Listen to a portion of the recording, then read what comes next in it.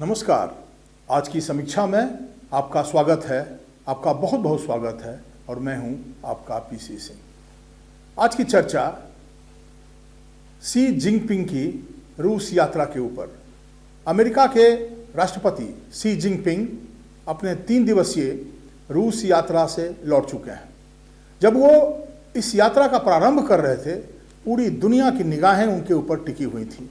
लोगों को ये लग रहा था कि शी जिनपिंग के जाने से शायद रूस और यूक्रेन के बीच जो ये घमासान युद्ध चल रहा है, उससे शांति स्थापना वहाँ पे हो सकती है। और उसका कारण ये था कि शी जिनपिंग ने इसके तरफ इशारा भी किया था और उसके पहले वेस्ट एशिया में, पश्चिमी एशिया में सऊदी अरबिया और ईरान के साथ ये जो दोनों दुश्मन देश रहे हैं, काफ़ी एक दूसरे के विरोधी देश रहे हैं, उन दोनों के साथ समझौता करवा दिया।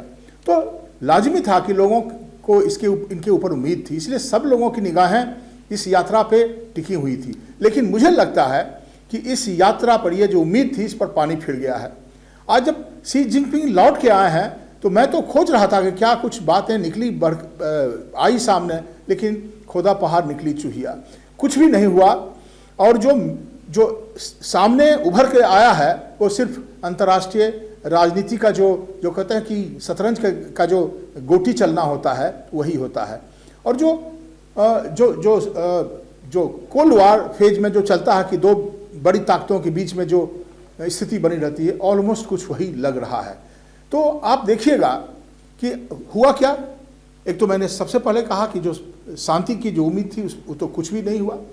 शी जिनपिंग जब वो जा रहे थे, उसके पहले चीन ने ये बातें आई थी उभर करके, उन्होंने स्टेटमेंट दिया था कि यूक्रेन और रूस के बीच जो युद्ध चल रहा है, तो शांति के दिशा में प्रयास होने चाहिए और एक देश दूसरे देश के सॉवरेनिटी का मतलब उसका आदर करे, एक दूसरे के ऊपर आक्रमण नहीं करे। ये सब कहा उन्होंने, लेकिन उन्होंने ऐसा कभी नहीं कहा कि जो रूसी सेना है वहाँ पे, जो पुतिन ने छोटे से देश यूक्रेन के ऊपर में आक्रमण किया और पूरी दुनिया के विरोध के बावजूद, खास करके अमेरिका और नेटो फोर्सेज और बाकी जो लोग हैं, उन लोगों के विरोध के बावजूद भी और रूसी ताकत के बायकॉट करने के बावजूद भी शी जिनपिंग ने ऐसा करने से परहेज किया। उन्होंने ये नहीं कहा कि वहाँ की सेना को आनी चाहिए। तो ये उसी समय अमेरिकी जो सूत्र थे वो कह रहे थे कि जो चीन का अपना इंटरेस्ट है वो कभी भी ये काम नहीं कर सकता है, उसकी अपनी सीमाएं हैं।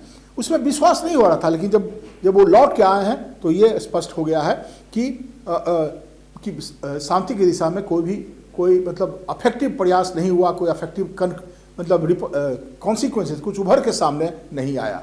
देखिए, निश्चित रूप से जान लिए, जो अमेरिका के पक्ष में लोग हैं या चीन के पक्ष में लोग हैं, वो चाहे किसी के पक्ष में लोग, लेकिन ये जो युद्ध चल रहा है छोटे से देश यूक्रेन के ऊपर में, जिस बहादुरी से यूक्रेन के लोग लड़ रहे हैं, सबको लगता है कि इस युद्ध समाप्त हो जाए, ये शांति की दिशा में एक प्रयास हो। और कौन चाहता कि युद्ध हो? तो ये एक बहुत ही दुर्भाग्यपूर्ण घटना है। इसके विपरीत एक अमेरिका के खिलाफ एक जो अफेक्टिव गठजोड़ पैदा हुआ रूस और चाइना के साथ, वो उभर करके सामने आया। और कहते हैं कि शी जिनपिंग और पुतिन की अपनी पर्सनल फ्रेंडशिप भी है और उन्होंने दोनों मिलकर के कहा ये मेरे बहुत अच्छे मित्र हैं। लेकिन ये बेसिकली जो शी जिनपिंग हैं, अमेरिका के खिलाफ जो मोर्चाबंदी कहते हैं उसको करने में वो कामयाब आ गए। और उन्होंने आज नहीं, इसके पहले भी जब इसके खिलाफ नाकेबंदी हो रही थी, बायकॉट किया जा रहा था इसके गैस का, रूस के गैस का और बाकी चीज़ों का, अमेरिका द्वारा और नेटो के फोर्सेस के द्वारा और बाकी लोगों के द्वारा, इसलिए किया जा रहा था कि अगर उसके गैस पाइपलाइन को रोक देंगे हम और उससे गैस नहीं लेंगे तो उसकी जो इकोनॉमी है चरमरा जाएगी। लेकिन उसके बचाव में आते हुए चीन ने वो पूरा का पूरा अपने लोगों को कहा कि आप वहाँ से लीजिए। और नतीजा क्या हुआ? जो सऊदी अरबिया सबसे ज़्यादा ऑयल और गैस देता था, तो उससे भी आगे बढ़ करके रूस का नंबर आ गया। दूसरी तरफ आप देखे होंगे कि अभी international court of criminal court ने जो कहा था कि पुतिन को क्रिमिनल घोषित किया और इसके तहत पुतिन अपने क्षेत्र से बाहर नहीं जा सकते हैं, लेकिन ये चीनी राष्ट्रपति शी जिनपिंग ने उनको न्योता दिया अपने यहाँ आने का, तो एक बार फिर वो उनके रक्षा में खड़ा होते दिखाई पड़े। तो ये जो चीन और रशिया के साथ की जो दोस्ती है, इसके जो सबसे जो पीछे जो सबसे बड़ा कारण है, इसके बारे में एक मिनट आपको बताना चाहूँगा। चीन एक ऐसा देश है जो अपने इंटरेस्ट को दांव पर रख के कोई भी काम नहीं कर सकता है। ये हमेशा साबित हो गया है।